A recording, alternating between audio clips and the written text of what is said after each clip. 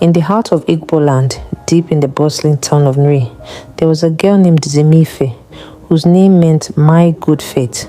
But fate had been anything but kind to her. Born with eyes as bright as the morning sun, Zimife's world had been filled with colors, movement, and beauty until the night of her 16th birthday.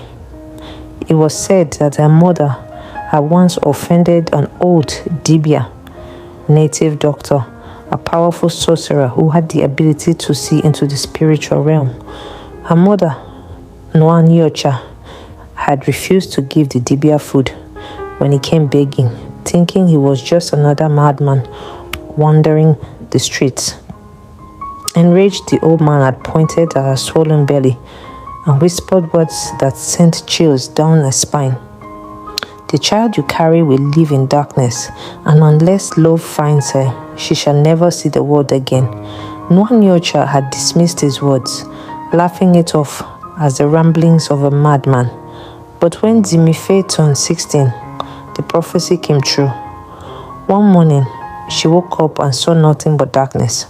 Her eyes, once full of life, had been robbed of sight. The best healers in the land tried their medicine, herbs, sacrifices, prayers to the gods, but nothing worked. The Dibia who had cursed her had disappeared, and with him, any chance of reversing the spell. Zimife's father, Okonkwo, was a wealthy man, but even his riches could not buy back his daughter's sight. Many suitors came drawn by her beauty and her father's wealth, but the moment they learned of her blindness, they turned away. No man wanted a blind wife, and soon whispers spread that she was cursed, making her even more untouchable. Her fate seemed sealed. Unless she found true love, she would remain blind forever. Years passed, and Zimife would learn to live in her darkness. She memorized the corners of her father's compound, the sound of footsteps, the rustling of the mango trees when the wind passed through. But inside, she felt like a bird in a cage, trapped in a world she could not see. One evening, while sitting under the udala tree in the compound, she heard something she had never heard before. A voice. A deep, soothing, melodic voice that seemed to hum through the wind. There is a light beyond the darkness. She turned her head towards the sound. Who's there? She asked. A soft chuckle followed. I should be asking you that.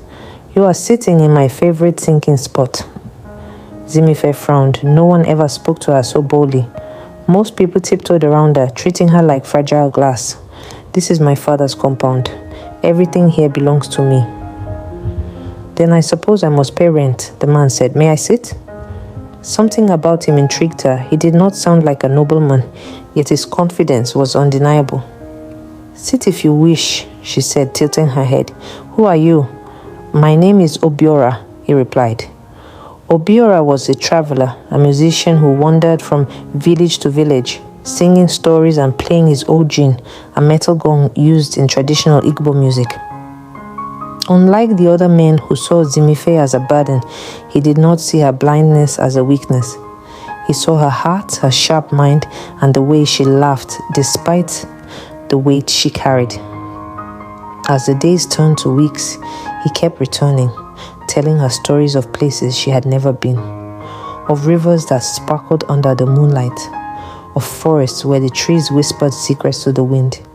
She loved his voice, the way it painted pictures in her mind more vividly than sight ever could. One day, a heavy rainstorm hit the village. The paths were flooded and the winds howled like angry spirits. Obiora, soaked from head to toe, arrived at Zimife's compound, breathless. You shouldn't be here, she scolded. The storm is too dangerous. I don't care, he said. I needed to see you. His voice carried something different that day. Urgency, longing.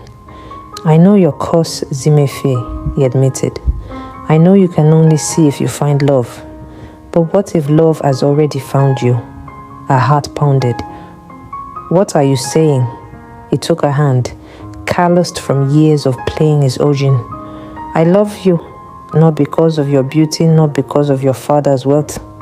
I love you because when I look at you, I see more than just a girl who lost her sight. I see the strongest woman I have ever known." A tear slipped down her cheek. "Do you mean it?" "With all my heart."